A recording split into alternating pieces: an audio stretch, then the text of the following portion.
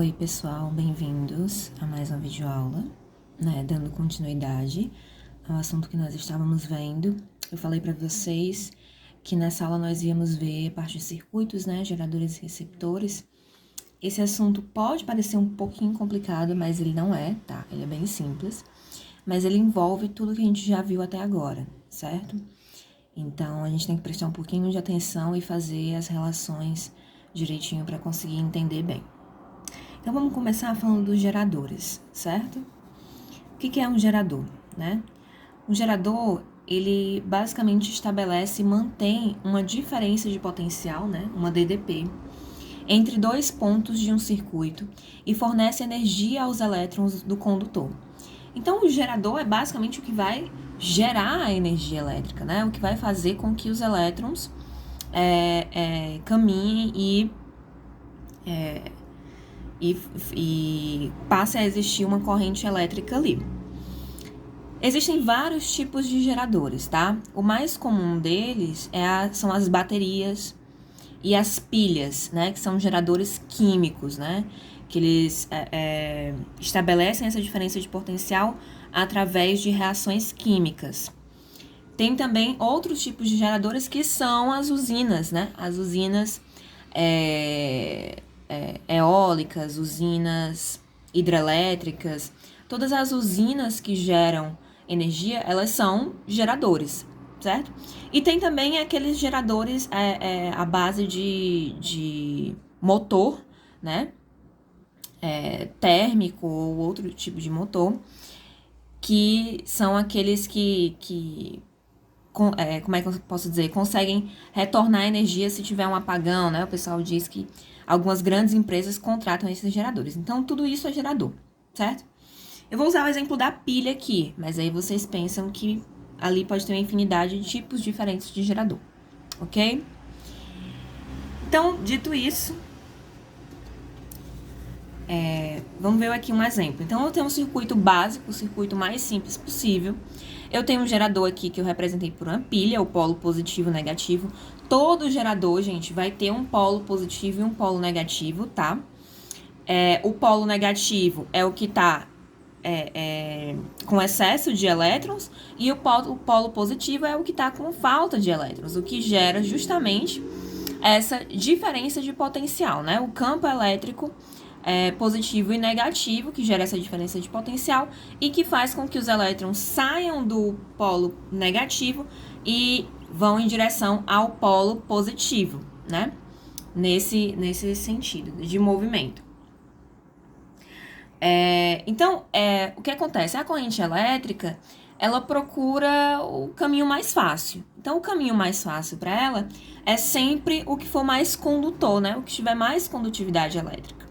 Então, se for um fio condutor, ele vai passar não pelo ar, mas pelo fio, certo? Porque o fio conduz melhor, permite melhor que eles passem, tá?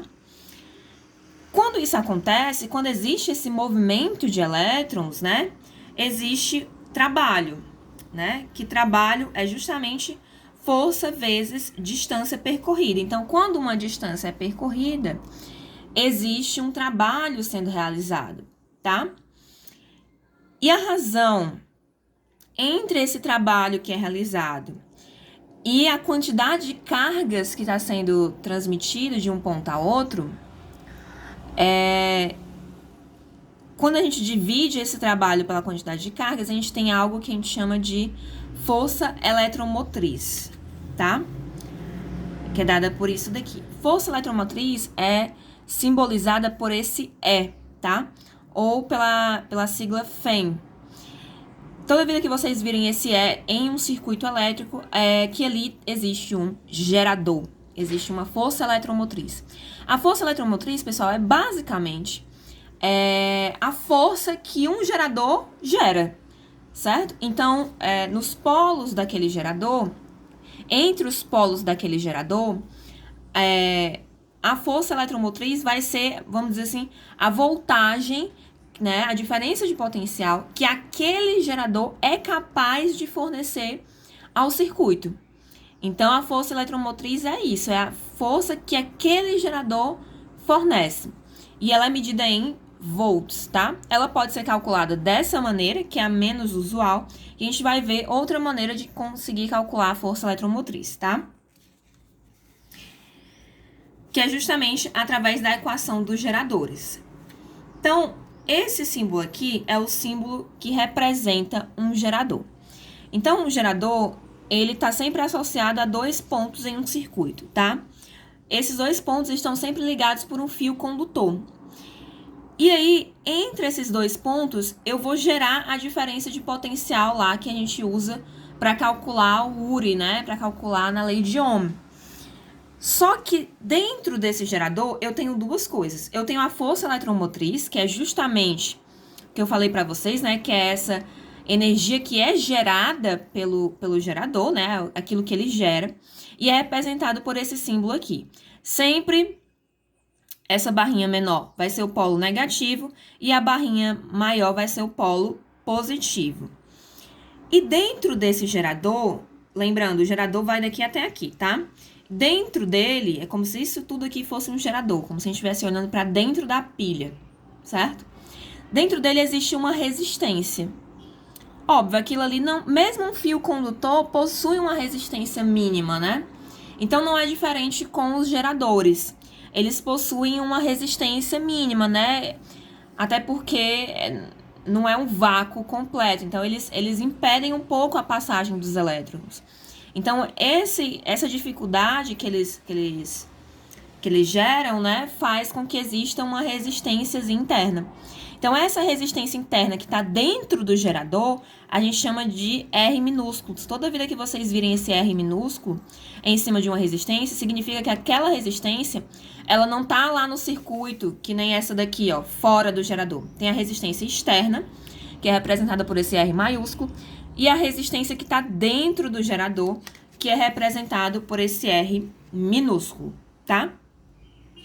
E o convencional, mas vocês vão já ver que isso daqui nem sempre é dessa maneira, tá?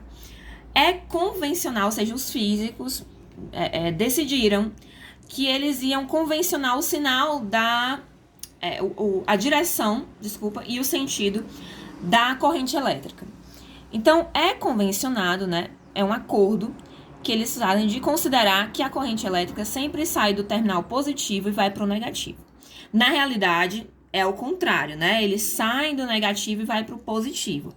Mas, pessoal, essa convencionalidade de direção de sentido da corrente elétrica, ela, dentro de um circuito, dentro da resolução de um circuito, ela pode ser opcional. Então, vocês vão decidir qual o sentido da corrente naquele circuito. E o que vocês decidirem, vocês vão seguir as regras daquele sentido. Então, isso daqui não é uma regra estabelecida. Mas, normalmente, nós usamos dessa maneira aqui. Em um circuito, sempre a gente considera a corrente saindo do positivo e indo para o negativo. Mas vocês vão ver que tem casos contrários também. Então, qual é a equação dos geradores, né?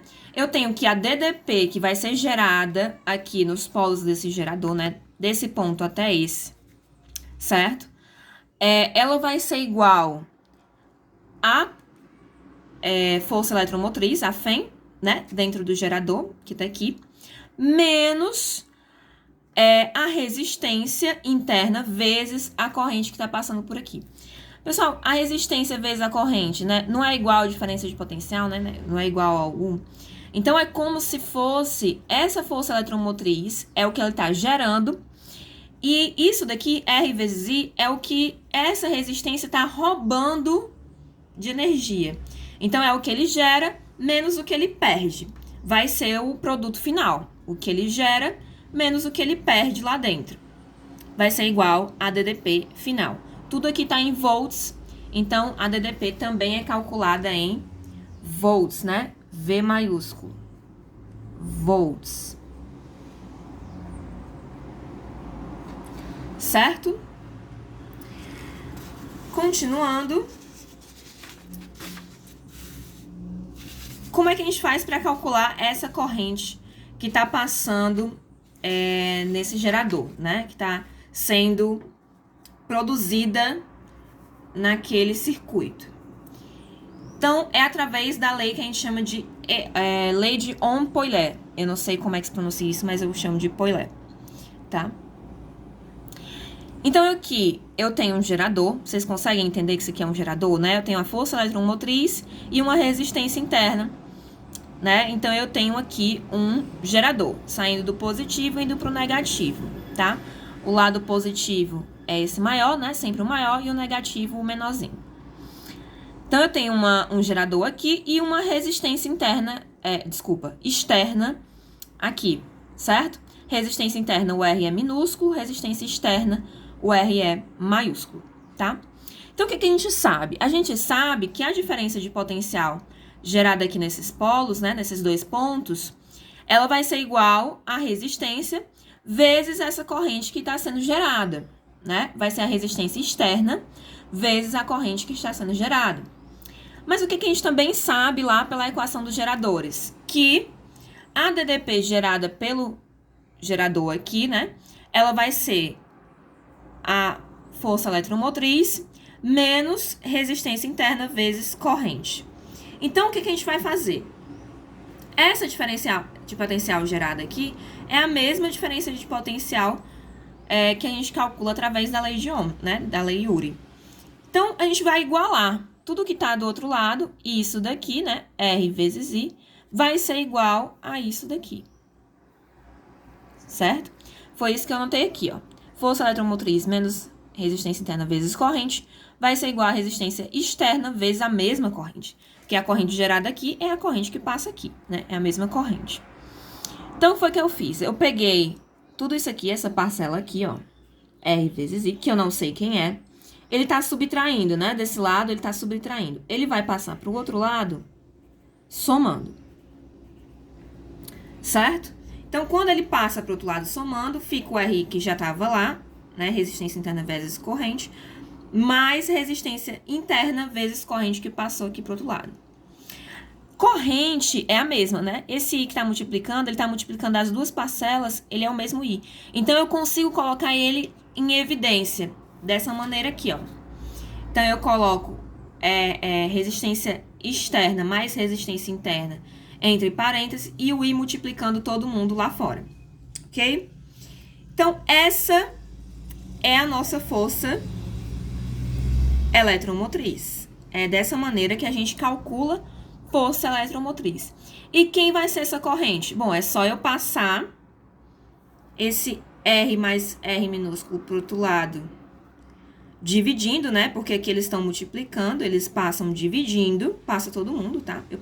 Como eles estão entre parênteses, eu posso passar eles juntos, tá? Se não existisse esse parêntese, eu não poderia fazer isso, tá, gente? Eu só posso porque tá entre parênteses.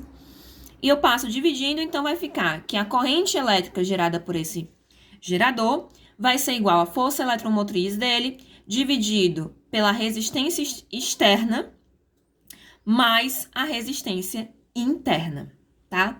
Então, quando eu tenho um gerador e uma resistência externa, eu consigo usar essa lei para calcular a corrente gerada, ok? Bom, isso é basicamente tudo que a gente precisa saber sobre geradores, tá? Existem associações de geradores, mas como a gente não tem muito tempo nesse nosso quarto bimestre, tá tudo muito apertado, eu deixo para vocês darem uma lida sobre isso, certo?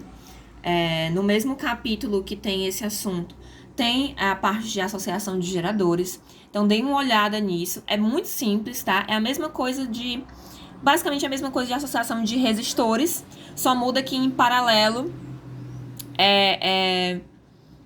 as forças eletromotrizes, elas vão ser iguais, elas não vão ter aquela associação em paralelo, tá? Mas em série é a mesma coisa que associar vários resistores, é só somar.